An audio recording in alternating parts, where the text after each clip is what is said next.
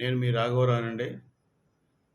ఎంత దిగజారిపోయాడో జగన్‌మోహన్ రెడ్డి అంటే, ఇప్పుడు లిక్కర్ స్కామ్ గానండి, ఇంకా రకరకాల స్కాములు జరిగినాయి. అయన్నీ సిట్‌లు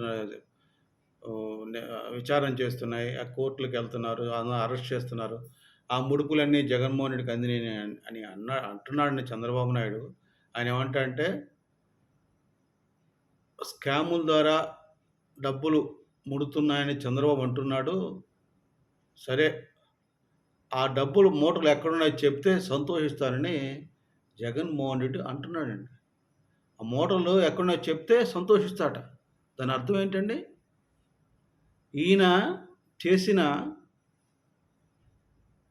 తప్పుడు పనులకి డబ్బులు దోచుకొని, అక్రమంగా సంపాదించుకొని, ఆ డబ్బులకు ఆధారాలు కావాలట. వింత చూసారా? దీనికి చంద్రబాబు నాయుడు చెప్తే, నేను ఆ మూటలతోటి పని చేసుకుంటాడు. పైగా అంటున్నాడు, నా పార్టీ నడపడానికి నా దగ్గర డబ్బులు లేవు. కనుక ఆ డబ్బు మూటలు ఎక్కడున్నాయో చెప్పు చంద్రబాబు నాయుడు. ఆ మూటలతో నా పార్టీని నడుపుకుంటానని సిగ్గు, ఎగ్గు లేకుండా జగన్‌మోహన్ రెడ్డి మాట్లాడుతున్నాడండి. ఎంత దారుణం అండి ఇది.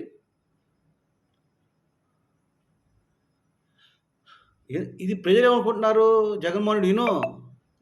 నువ్వు అనంగానే డబ్బులు లేవు నా దగ్గర అంటున్నారు ప్రజలు. కా బెంగుళూరు ప్యాలెస్ ఏం చేస్తావు? హైదరాబాద్ ప్యాలెస్ ఏం చేస్తావు?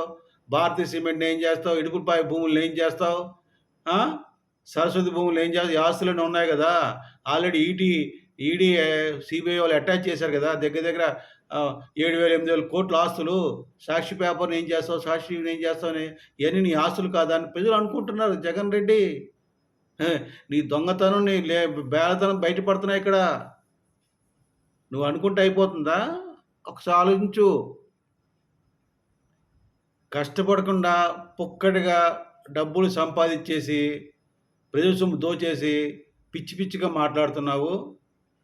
ప్రజలేమనుకుంటున్నారంటే, నువ్వు ఇలా దోచుకునే బదులు పవన్ కళ్యాణ్ లాగా కష్టపడి సినిమాలు నటించో, కష్టపడి ఏదో రకంగా చేసి డబ్బులు సంపాదించేసుకు పార్టీ నడుపుతున్నాడు కదా పవన్ కళ్యాణ్.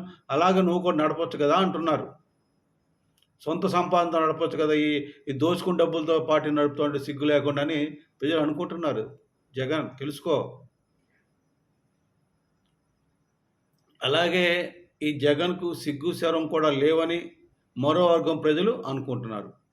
ఇదే జగన్ నీ యొక్క పరిస్థితి, నీ యొక్క అవినీతి భాగోతం తెలుగు ప్రజలు గమనించండి. ఇటువంటి నీచ వ్యక్తులు సమాజానికి ఎంత చెడు చేశారో, చేస్తారో గ్రహించమని వేడుకుంటూ సెలవు తీసుకుంటున్నాను.